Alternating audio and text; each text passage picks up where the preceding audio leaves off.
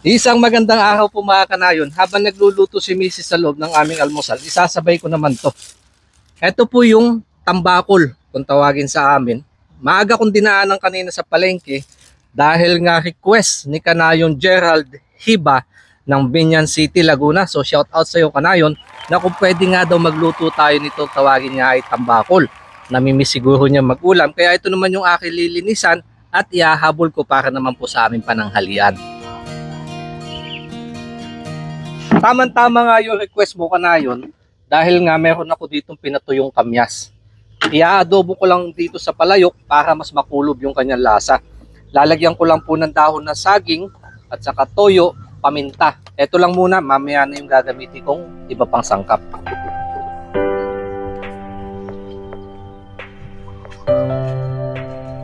Habang nakasalang po yung aking adobo, ihahanda ko naman ito iba pang gagamitin kong sangkap. Shout out na din po sa aming top star sender na si Nanay Corazon de los Reyes. Thank you so much po Nanay sa laging napakasarap na pinapadala niyong pamerienda. At ganon din kay Tatay Joe Tamayo. Shout out daw sabi ng inyong anak na si Julian Tamayo na hindi na daw sila makagamit ng TV dahil nga lagi daw tayong pinanunood. Thank you so much po mga kanayon. Ito na po yung iba pang kakailanganin kong sangkap. Isasalang ko lang muna itong taba ng baboy para lumabas na yung kanyang sariling mantika. May magagamit akong panggisa dito sa sibuyas, bawang at luya para lumabas na yung kanyang bango. At shoutout ko na din kay Kanayong Henry Murata at sa wife niyang si Joanne.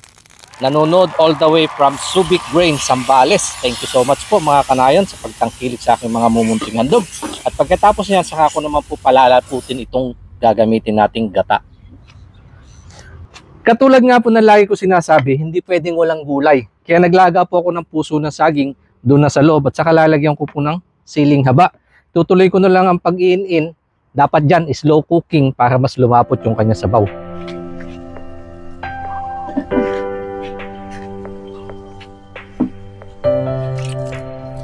Eto na po yung ating nalutong isda, adobo sa gata. Nagpalamig lang ako ng kaunti sa loob at napakainit. Ahom ko tayong soft drinks pag ganyang gata, masarap ganito. Panulak, pantanggal umay. Lord, thank you po sa food na ito. Kaya magbigyan na lakas sa aking pangatawan. In Jesus' name, Amen. Lapot po ng kanya sabaw. Hindi na ako naglabas ng sausawan, patis, kasi nga po maalat na yan.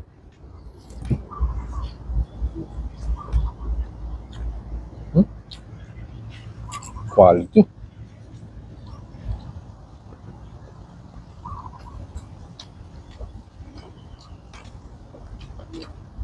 Nangingibabaw yung lasa po ng gata. May kaunting tamis. May asin.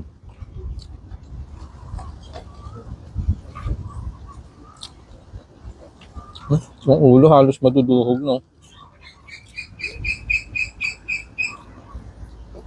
Nakulob ng husto yung pang kagandahan sa palayok. Para na siya yung sinaing.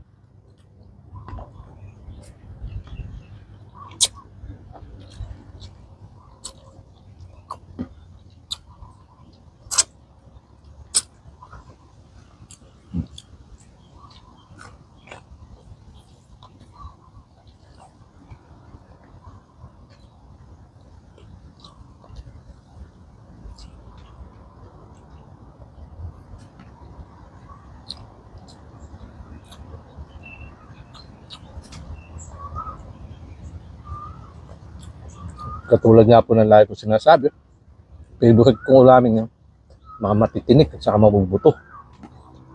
Kaya, kinuha ko na po agad yung buntot at saka yung ulo.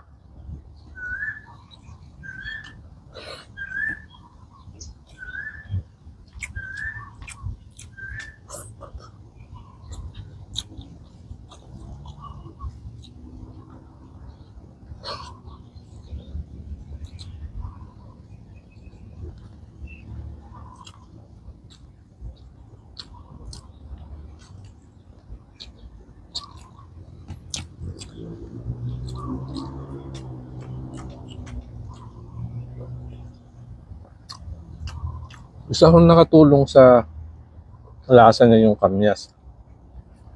Kasi yung binigay ng asim, nakakatanggal siya ng umay.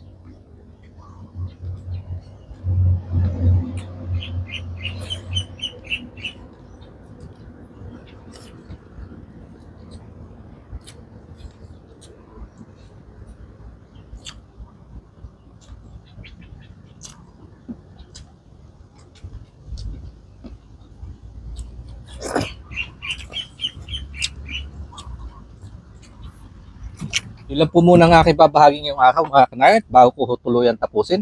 Baka pwede naman po maglambing. Pa-like and share naman po. Thank you so much. God bless po sa atin lahat.